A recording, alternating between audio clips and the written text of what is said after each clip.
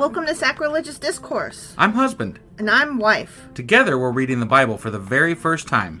We grew up without religion and wanted to know what all the fuss was about. Well, what have we learned so far? That God is a dick, and apparently some people believe in talking donkeys? We're not trying to pass ourselves off as experts. Nope, we're just reading the Bible for the first time and giving our first take reaction. If you'd like to join us in this venture, you might consider starting at episode 1. Otherwise, jump in wherever you like. All right, let's go read the Bible. Yeah, let's get to it. Husband! Wife! What we doing today? Wow, we're running late. We are running a day late. Yeah, so it's not Sunday, but we are doing our... Sacrilegious Book Club. That's right. Mm-hmm. And what are we going over today? Okay, so the next bit in our book that we're reading is the 10 Lost Tribes. Okay. And so I was like, huh? Yeah. And so I thought I would... Where did they lose them at? And what are they? I don't know this shit. So well, I mean, I'm assuming, because, like when we get later into the Bible, maybe, we kind of stop hearing about Dan and, right. Manasseh and all the other, and they come up occasionally, so but not like they used to. We're going to do a little bit of a history lesson. Oh, okay. All right. You ready to get into this? I sure as fuck am. Let's do it. Okie dokie.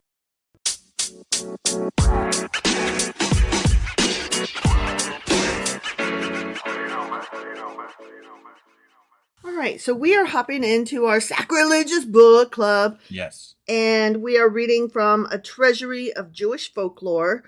Stories, traditions, legends, humor, wisdom, and folk songs of the Jewish people. Edited by Nathan Ozubel. Oh, you said it all this time. I did. Yeah. I know. Last time was the first time I didn't say the full title. It didn't feel quite right. It didn't feel quite right to Interesting. me. No, okay. I was very unhappy with how I did that. Okay. So I was like, no, let me fix that this time. All right. Yeah. So we're reading from that. And when we reach page 515, we come to the 10 Lost Tribes. Yeah. And so I read the intro, and I'm going to quote from that some things. And we're not actually going to get into stories today. Oh, okay. We're just setting this up. Yeah, this is like a part 1. And next time when we come back, we'll actually read some stories from the Lost Tribes or about the Lost Tribes. Okay. Okay, yeah. I'm not sure yet. I went down a rabbit hole.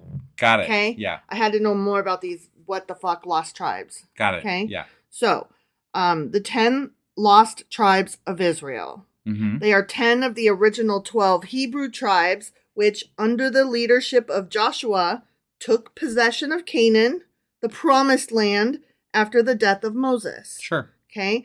And these are the 10 tribes. Ready? The 10 lost tribes. The 10 lost tribes. Okay. Yeah. Yeah.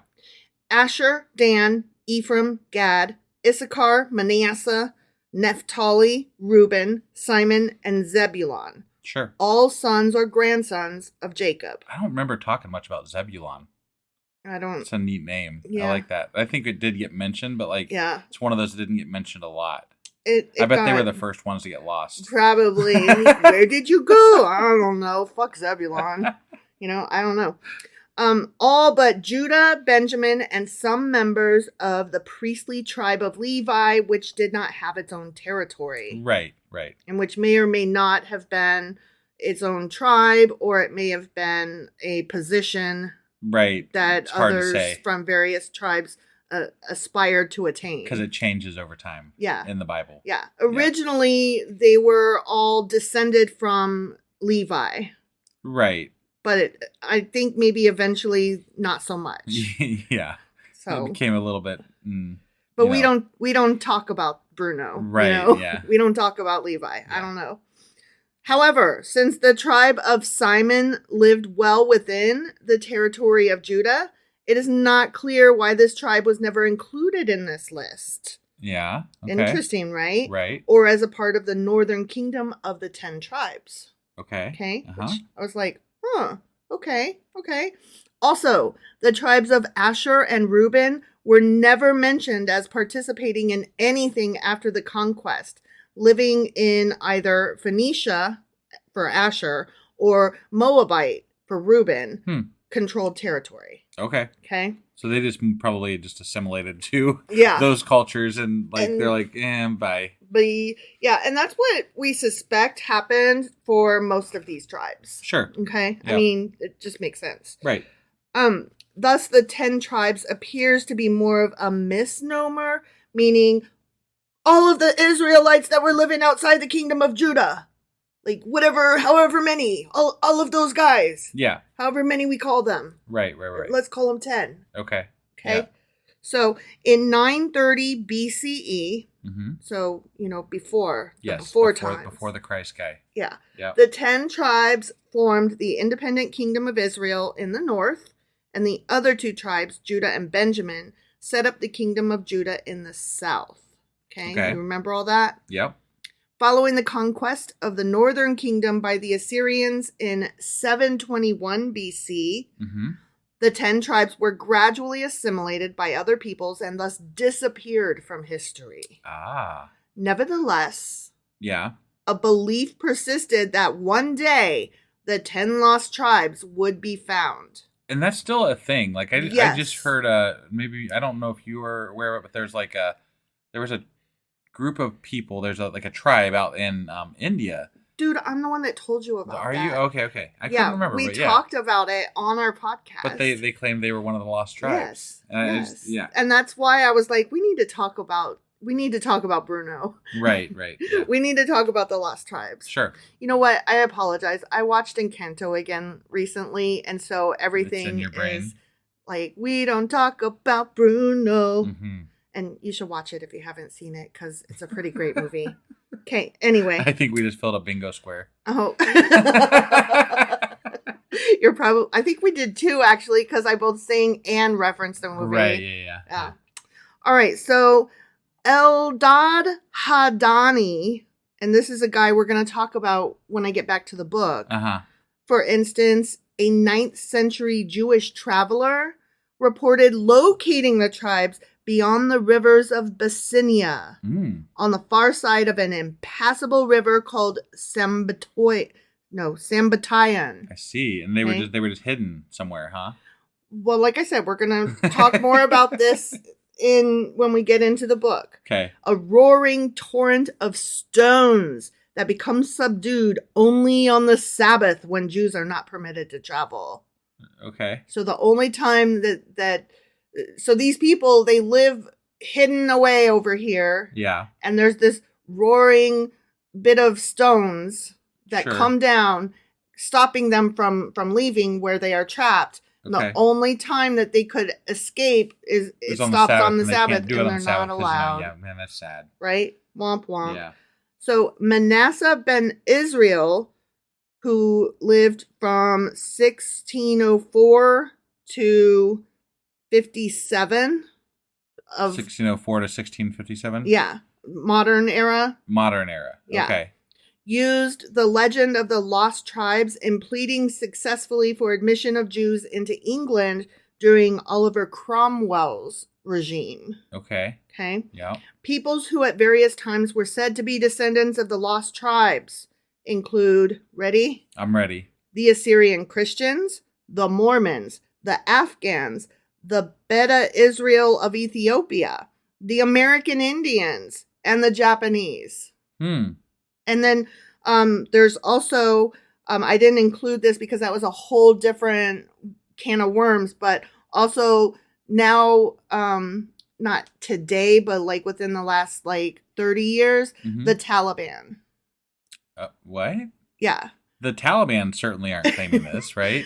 I don't know if they're claiming it or if people around them are claiming it. Okay. But there's just this whole legend that the Taliban is descended from, one of the missing tribes of Israel. Yeah. That's weird. Yeah, that's why I didn't include it, because I was like, but it's still worth a mention. Right? Sure. I mean, the whole thing, the fact that they're mentioning Japanese and the American Indians and stuff like that, that's also weird. Right. Mormons, weird. Weird, the whole thing's weird. Yeah. Basically any group of people that is non-conforming. Right. They're like, those might be the lost tribe because they don't know what the fuck they're doing over there. Or those might be Jews is what I'm gathering in an unfriendly kind of way, Oh, okay. Maybe. I think it could go either way. I think they could be like, oh, look at those. They're kind of brown skinned and they don't fit with us. They might be Jews.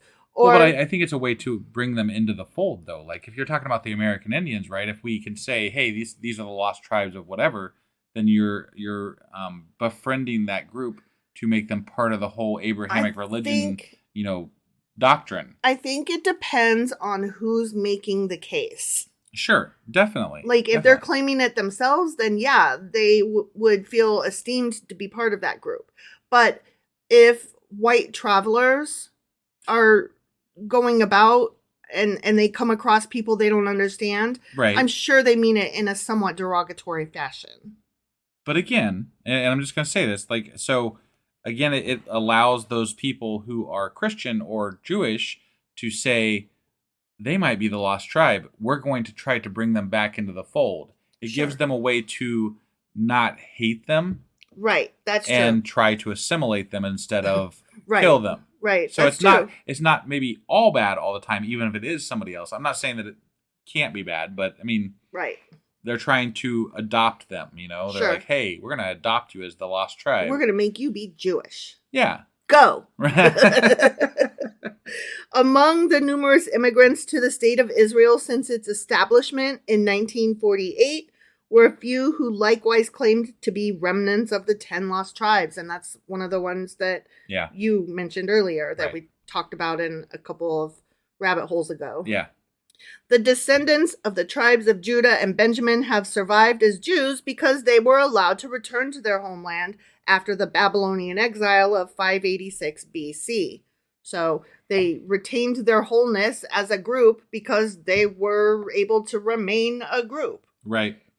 In the 7th and 8th centuries of current era, the return of the lost tribes was associated with the concept of the coming of the Messiah. So it is very, it behooves Christians and Jews alike to locate and identify these lost tribes because for the Christians, it's the second coming. Right. For the Jews, it's the first coming. They got to get their end game going. Right. Like the story's got to wrap up here at some point. Yeah, so every time they identify somebody as a lost tribe, they're like, the prophecy's coming true. Right. Because there's a whole religion built around everyone gets your sandwich them. boards out. Right. Yeah. Exactly. So I thought that was fun. Yeah. The scriptural basis for the idea of lost tribes is 2 Kings chapter 17, verse 6. Okay. In the 9th year of Hoshea, the king of Assyria took Samaria and carried Israel away into Assyria and placed them in Halah and in Habor, on the river of Gozan, and in the cities of the Medes. Okay. Or Medes. Yeah. I'm sure. So, according to the Bible, the kingdom of Israel and kingdom of Judah were the successor states to the older united monarchy of Israel, which we know. Yeah. The kingdom of Israel came into existence circa 930 BCE after the northern tribes of Israel rejected Solomon's son Rehoboam as their king. Okay. I mean, we kind of remember that. Yeah, I kind of remember that. 9 tribes formed the kingdom of Israel. The tribes of Reuben, Issachar, Zebulun, Dan, Naphtali, Gad, Asher, Ephraim, and Manasseh. The tribes of Judah and Benjamin remained loyal to Rehoboam and formed the kingdom of Judah.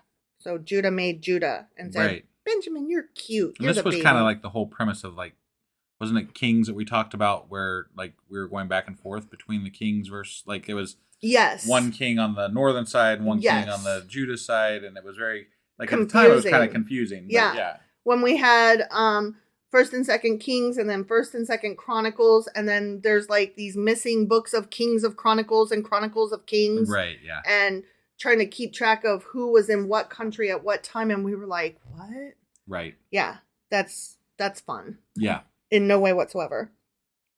In addition, members of the tribe of Levi were located in cities in both kingdoms, which we were wondering about. Of Levi just disappeared. Right. Well, we were curious about that at the time. Like, we couldn't figure out which one they were in. Yeah. Well, it turns out both. Well, and that's kind of what it said in the Bible too, because it was like they were allowed to have, they were spread out from the get go, right? And because they were given they didn't have their own. Well, they were part of the priestly, whatever. Yeah. So like they had their own little the priestly whatever TM technical term. But they had their own little establishment, like areas outside of the cities of these different tribes. Mm-hmm. And that was where they were allowed to, be or whatever. So. Right. So they were kind of the median guys, I guess. Yeah. So I wonder if they all got together for like a Levi reunion, at some point. Levite reunion. These guys, right? Yeah. Oh, God. So, according to 2 Chronicles chapter 15, verse 9, members of the tribes of Ephraim, Manasseh, and Simon fled to Judah during the reign of Asa of Judah in circa 911 to 870 BCE. Okay. So, thought that was interesting stuff. Yeah. Okay. Yeah. So now that was my rabbit hole. Now we're going to get into what the book has to say about it. Sure. Okay. Yep. And like I said, we're not going to get into any stories today. I'm just going to pick out some choice quotes. Okay. Got it. Yep. So the 10 Lost Tribes starts on page 515, and I'm reading from the introduction here. One of the most absorbing speculations preoccupying Jewish scholars and plain folk alike through the centuries has been that concerning the probable fate of the 10 lost tribes of Israel.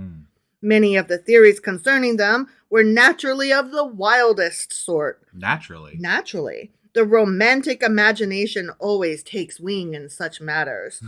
I love the way this guy writes. Yeah. He's a bit flowery. He's a bit taken with himself, I think. Yeah. Nonetheless, life itself has demonstrated that the workings of history can sometimes be more astonishing than those of fiction.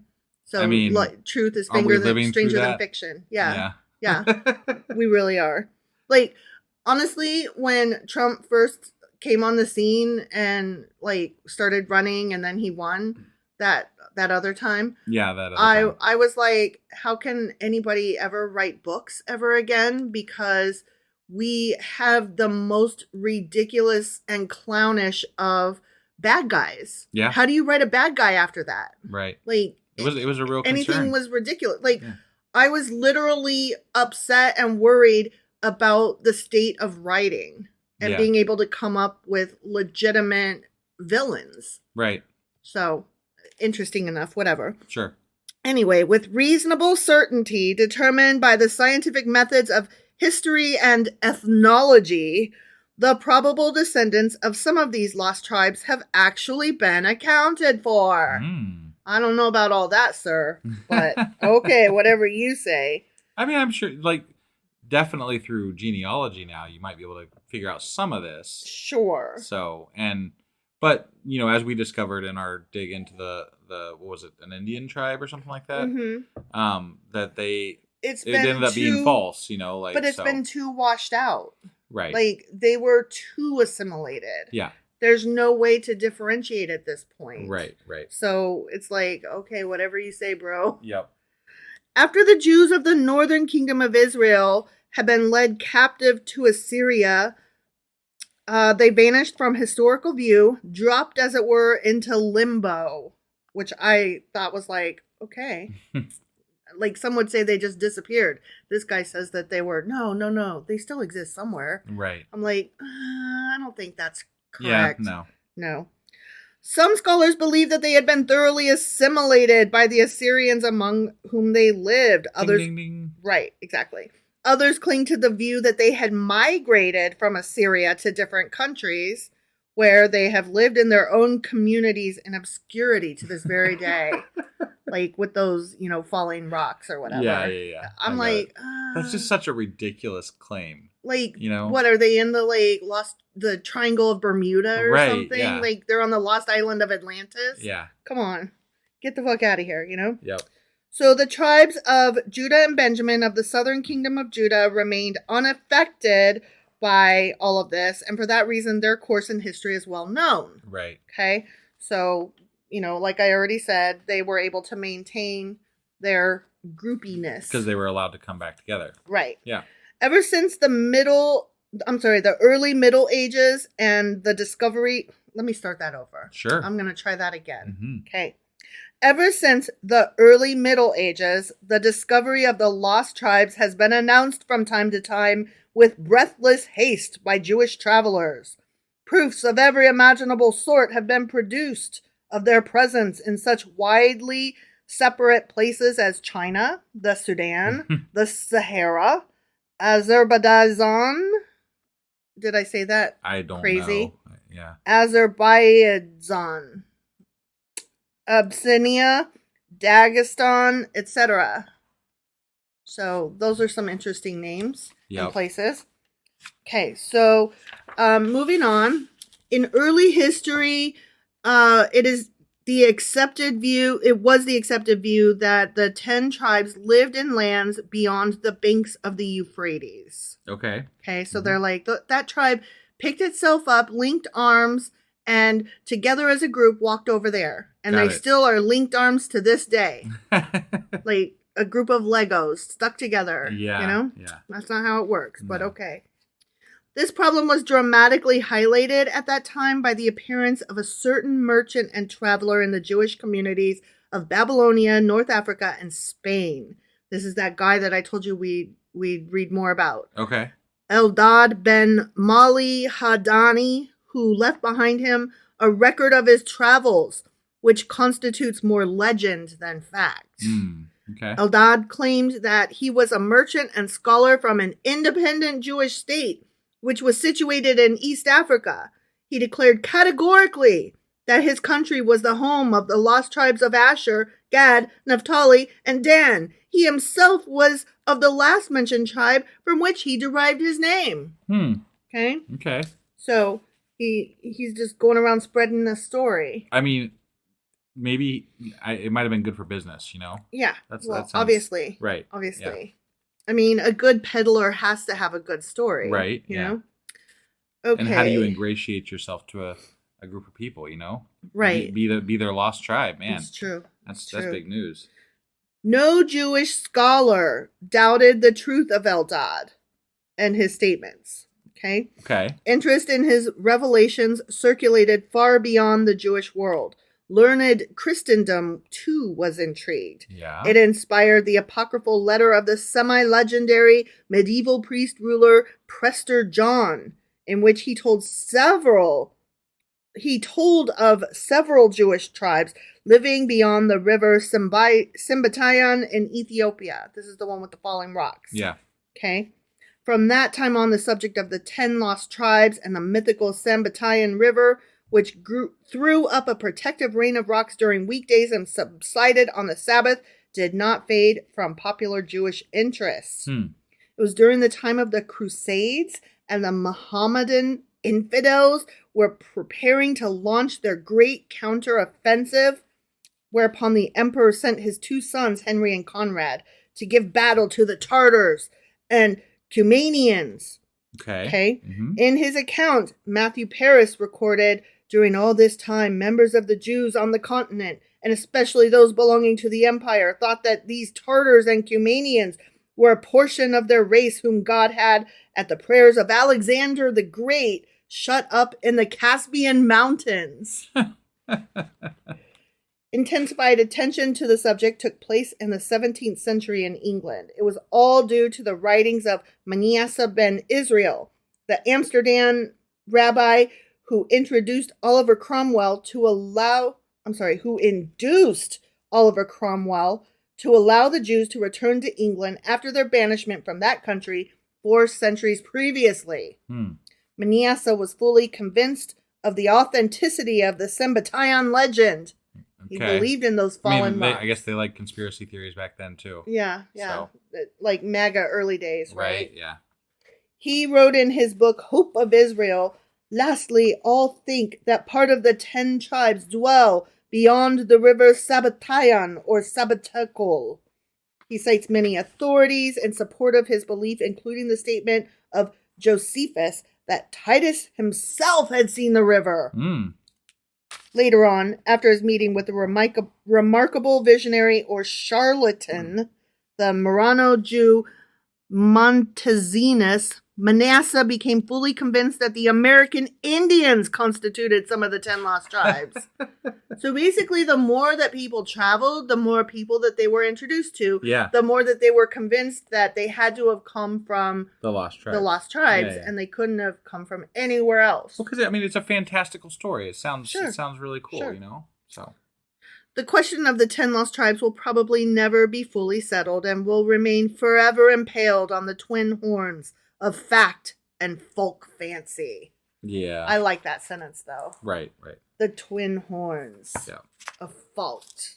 Although at the time of the writing of this book, they didn't have genealogy. So, like, True. we could, if we come across somebody that's like, hey, we're the, lost tribe, yo. Right. We could be like, okay, let's maybe find out, huh? Let's do some ancestry charts here. So, I mean, yes, I think it will be lost to history because they're too intermixed at this point to mean anything worthwhile. Right. But if we did come across somebody that claims it, we can at least check their validity to some degree. What I find interesting is that the movie Dogma kind of, it had this girl that was descended from Christ as like one of the main characters. Yeah. And that kind of follows the same, like, how do you even do that genealogy? Like, what the fuck are you talking about even? She didn't know that she was, though, did she? She was just told by, like, angels and stuff like that in the movie or whatever. Yeah. Yeah. So, I mean, it's not like you would be tracking, hey, I've descended from this long line of whatever. No. Some angel told her that, right. You're descended from Christ. Right. So, whatever. The movie was, I love that movie. I love that movie. But we watched it with Kid several years ago. Yeah. And it wasn't quite as sharp as I remembered it being. And that happens to a lot of movies from our earlier years. We remember them fondly, then we go rewatch them and we're like, oh. Well, there's either like something wrong with it culturally, or the dialogue is just not quite as sharp as you remember it being. And then there's Monty Python and the Holy Grail, and that'll forever be good. Because funny is always funny, I guess. Funny is always funny. So anyway, that, I think, is our episode for today for our Sacrilegious Book Club. Correct. And next time we will get into some of the stories from that section. Okay. Okay? Yeah, sounds great. Thank you guys for joining us, and I will get our weekly wrap-up out here shortly. And then I know we're running late, but we're going to get out our... Jeremiah chapter 16, and then we will be back on Tuesday, back on track. Tuesday morning will be Jeremiah chapter 17. All right. We'll see you guys then. Bye.